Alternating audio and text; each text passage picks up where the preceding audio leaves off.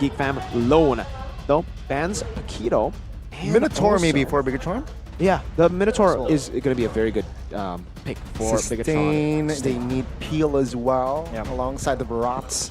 Adds more crowd control that I feel like this composition is also lacking. Yeah, I think they need extra initiation as well because Levixana doesn't really open. The It's Arlet not could going to still be really a good open up flex. the war. Yeah, Arlet as well could really be on the cards for Bigetron, so they really need that initiation coming in. So that Minotaur is also ready because of the heroes getting banned. But it's gonna be Arlot picked, and I think that Arlot will most likely go towards a roam.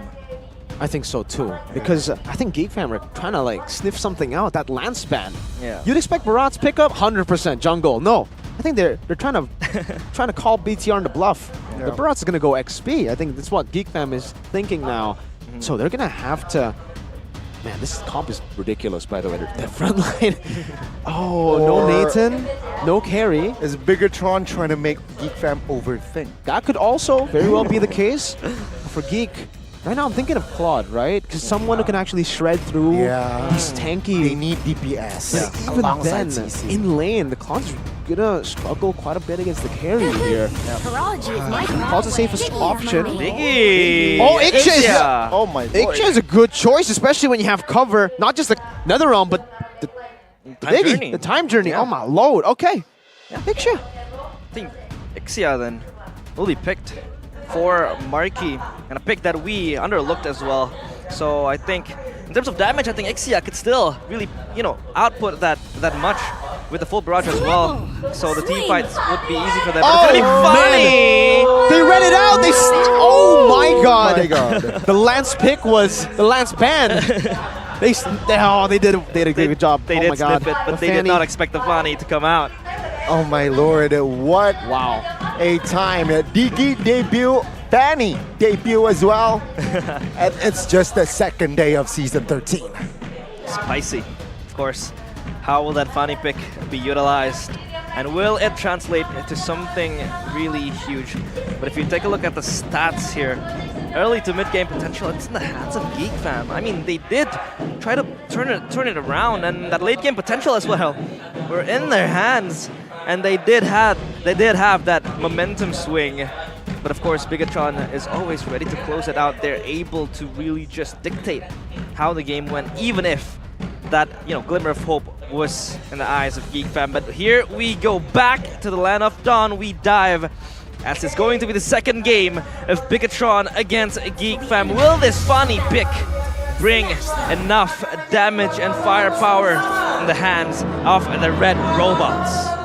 Well, ladies and gentlemen, of course, welcome back to the Land of Dawn. As a Geek Fam, they will try to force the series on towards a Game 3. But Bigetron, of course, the red robots, they defeated the Geeks in their first game. They look to sweep the Geeks in the second. Yeah, Geek has to really, hold on and key now.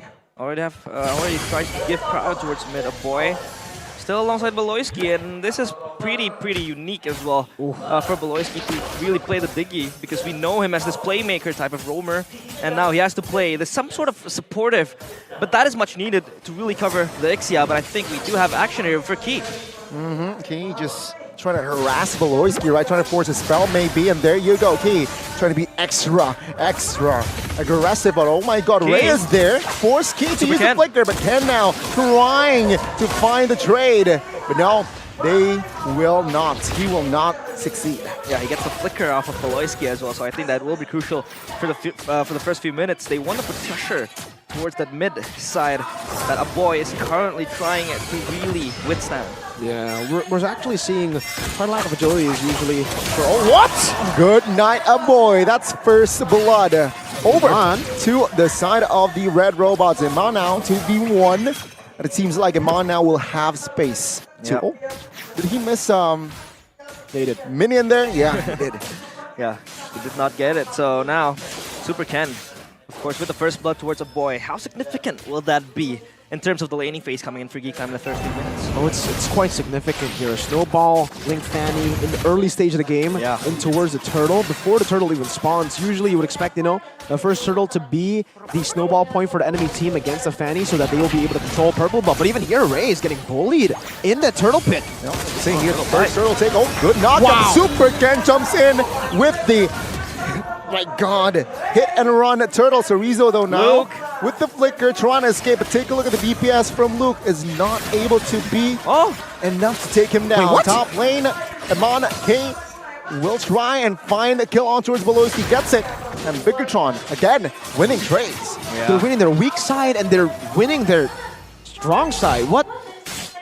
Turtle should not be the main target for a Fanny, but if you are able to get your purple buff right before the turtle, yeah, it's a good bonus. It was all set up by Cerezo and Moreno. Man, that 3v3 bot, and for Geek, they were trying to play kind of both sides as well, but they ultimately lost both sides. Trying to play strong side for the Ixia. They can try to bully the carry, but this is the reason why carry is a good pick for both these teams. That weak side pressure, and Beloy is getting shredded again. Oh my God, time journey and flickers as well. Super Ken will secure the kill. Super Ken and try to give out damage on towards Market. It seems like Bigetron, they want to keep the pressure. Flicker from Moreno with the Terrify as well. Securing the kill. Key though will be the trade. Moreno now stuck. NetherRealm to secure another trade. Moreno taken down to the front side of the map, but it's actually Beloyski. Super Ken trying to assist Amon, but it seems like Amon will be enough, will have enough space to escape as Super Ken finds Beloyski. So Rizzo jumps into the fray, but it seems like Geek Fam, they will not want business. Luke now looking to try to shake things up, but no, enough spacing for Bigetron. It seems like now it is actually he isolated himself, and he will be taken out. Vengeance. Not enough. Super Ken is there as well as Key to secure that kill. Yeah, that was very important for him. Key now stuck with Beloyski. Beloyski has to run away, and this Fanny pick just seems to be significant, but Ray is ready to reinitiate, and Key just walks away. And that Fanny pick, I think, just gives them ease towards the backline. Noting as well, Marky with the Ixia is not going to be very mobile in these team fights. Oh my God, King now looking for an opening perhaps with Geek Fam. They are trying to pull Cerezo. Gets a taunt as well, but it seems like damage will not be enough just yet. Moreno though, with the Eternal Guard, not enough to take a boy down just yet. Turtle take, let's see.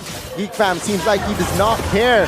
Flicker, good flicker! Wow! Last insanity play as he finds a double. What the heck? Super Ken jumps in with the cables as well. Ray now isolated in that turtle pit, but gets the retribution.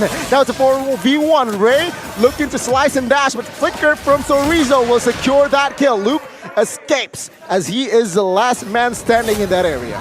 I mean, my goodness, he did that blind, right? That definitely looked like it was a blind final slash breaker into the bush. Marky versus Iman. It's going to be Iman. I'm trying to chip down Marky. Marky is able to position himself, but now Iman having to put the pressure on himself. He's just left alone in this island, and he is looking down on Marky. And I feel like the pressure from BTR is just not stopping Bigetron. Yeah. It's really just in their faces again. A replication of game one with the spawning pick now. Just gives them priority in trying to catch down the back lines. And now Iman will have some backup. Beloyski is stuck in a rock and a hard place, but Key is ready to jump into the fight. Oh my God, intimidation, and now Beloyski even forced to use the time journey. Key now though, taking some heat, trying to survive as a boy will shut him down. Bigetron, again, they are looking for Trey. So Rizzo with the flanks here, looking for a boy now caught and will be taken out. And Mon secures his third kill in this game. Yep, that is very much proactive from Bigetron. They know Iman is in danger, so they come in unison, trying to really clear up that push and the pressure coming in from Geek Fam. And now it's going to be Beloyski caught up previously on the bottom side. Look at them tied together, they're walking around. But, you know, the game has been so fast-paced, action all across the board, that I haven't been able to talk at all. And I think that's what Bigetron need to do, especially up against a composition like this. For Geek Fam, they want to try to play, well, they don't want to be super slow either, but they want to be slower compared to this, right? The pace in... Oh, wait, the Freddy's going to get picked off instantly. Oh my God. Carry, oh my God, the shuriken, man. Back again, though. they need to try to slow things down all the way from the early game as well. I think they took way too many fights, skirmished as well, and they didn't really put a lot of their priorities into the right place, right? They were still contesting for turtles, knowing that they want to try to get the Ixia enabled. Now that the Ixia is already behind, and Iman is actually the one with the lead, and even in that jungle department, Super Ken's in the lead against Ray by a level on a Fanny compared to a Fredrin. So they have lost out on all fronts, and Super Ken now is just doing Super Ken things. Escape things, man, in the mid, trying to bait out resources potentially, or perhaps trying to bait out spells as well. Take a look at him on though. Yeah, yeah. On the bottom side. Can he burst Ray? Is the question. Let's see. Hushy movement. You know, seems like just enough to gain space on the bottom side of the map. Wow, Bob's speedy light as well. Looking for the 1v1 against Ray. The final slash doesn't connect. So that was just Geek Fam trying to poke out. And of course, Bigetron with Super Ken, like Agani said, it's always going to be able to, you know, pinch out all of the resources, all of the spells we see. We saw that in the early stages of the game. Super Ken was able to really fish out the flickers from Beloyski and from other laners as well. So Bigetron now has the priority. They got tier, they're looking for the tier 2 towers now up in the bottom side. It's as easy as that right now for BTR. They have complete control of the game, 6,000 gold lead. Like you said, exact same thing happened in game number 1 in the 8th minute mark, 6,000 gold lead. Though the difference is, now it's not a Brody who has the power spike, it's a Fanny. I think it might be a bit more scary considering how much more tempo the Fanny has compared to the Brody. They play around, steal jungles, and again put pressure on the Marky. Oh my god, my goodness, that burst almost takes Marky down. But of course, with the man recalling now, Bigetron can put extra pressure in that mid. He pulled back, does not matter. He wants the mid as Luke trying to clear the wave. Super Ken jumps in with cables as well. Luki now flickers out of the way as Geek Fam trying to gain space. Oh, Daytona's welcome. Flicker as well. On towards Luke, forcing him to use the magic on the backside. It is actually Super Ken causing damage in the front formations of Geek Fam. And Super Ken, the drive-by, the hit and run. Iman? They succeeded. What? Come on, what the fuck? Whoa, that is with the flank as well. Bigetron Alpha, they are now really trying to find creative plays. Non-stop action. We saw a man flanking from behind. Nobody expected that. He almost got caught up. But it's gonna be a Lord Dance now. It's gonna be Geek Fam still taking. Bigetron has to respond to this. Yeah, again, Bigetron final slash, time journey, he gets taken out. Geek Fam now, again, 5v4, a man up. Looking for the retribution, and Ray gets it. And Bigetron will have to respond with reset. Even with the fast-paced plays by BTR, Geek Fam are still able to find the, I think, the little holes in BTR's game. And the little holes are the fact that for BTR, they're not actually that good at Lord Dances, it does seem. So like they're not able to completely reset it, not able to completely utilize the side lane pressure that they have. But for Geek Fam, that only just means that they have a free ticket into these neutral objective contests. It becomes 50-50. And honestly, it's not really 50-50 when you have a Fredrin, is it? Against a Fanny. The Fredrin definitely has a bit more pressure to play with. Super Ken against Luke. And it should be 1v1. Yes! Super Ken does not care. He solos Luke, even when he bought the vengeance in the bottom side now, 4v4. Oh, Geek Fam, they're just running for the hills.